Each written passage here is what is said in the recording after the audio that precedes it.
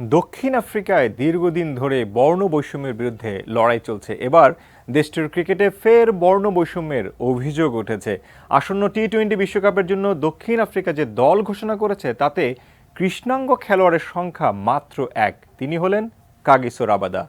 আর তাতেই শুরু হয়েছে বিতর্ক। টি-20 বিশ্বকাপের জন্য দক্ষিণ আফ্রিকা দল ঘোষণা করেছে গত ৩০ এপ্রিল। ১৫ সদস্যের এই দলে একমাত্র কৃষ্ণাঙ্গ আফ্রিকান কাগিসো রাবাদা। প্রোটিয়াদের একাদশ সাজানোর নিয়ম অনুযায়ী অন্তত দুজন কৃষ্ণাঙ্গ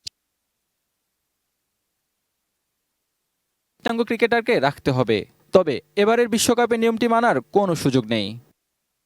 দক্ষিণ আফ্রিকার বিশ্বকাপ স্কোয়াড নিয়ে প্রশ্ন তুলেছেন দেশটির প্রাক্তন ক্রীড়ামন্ত্রী ফিকিলে এমবালুলা। সামাজিক যোগাযোগ মাধ্যমে হতাশা প্রকাশ করে বিষয়টিকে এতদিন চলে আসা রূপান্তর প্রক্রিয়ার প্রাপ্তি থেকে পেছনে হাঁটা বলে অভিহিত করেছেন তিনি। এছাড়াও জাতীয় ক্রিকেট সব দক্ষিণ আফ্রিকানদের ন্যায্য প্রতিনিধিত্ব করছে না বলেও মন্তব্য করেন এমবালুলা। আইসিসির সাবেক প্রেসিডেন্ট রে মালি তো এমন দলকে মেনেই নিতে পারছেন না। দক্ষিণ আফ্রিকার সম্প্রচারক সংস্থা SABC স্পোর্টসকে দেয়া এক সাক্ষাৎকারে বিশ্বকাপের জন্য ঘোষিত এই দলকে অগ্রহণযোগ্য বলে মন্তব্য করেন তিনি।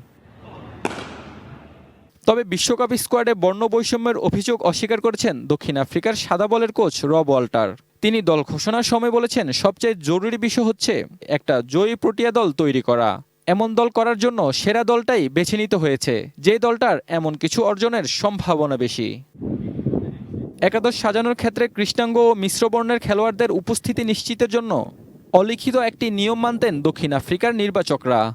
২০১৬ সাল থেকে বিষয়টিকে লিখিত নিয়মের আওতায় নিয়ে আসে CSA। সে নিয়ম অনুযায়ী দলে ৬ জন মিশ্রবর্ণের ক্রিকেটার থাকবেন, যার মধ্যে অন্তত ২ জন হতে হবে কৃষ্ণাঙ্গ, বাকি ৫ ক্রিকেটার হবেন শ্বেতাঙ্গ। Mahmud Ibrahim, sports desk, ATN news.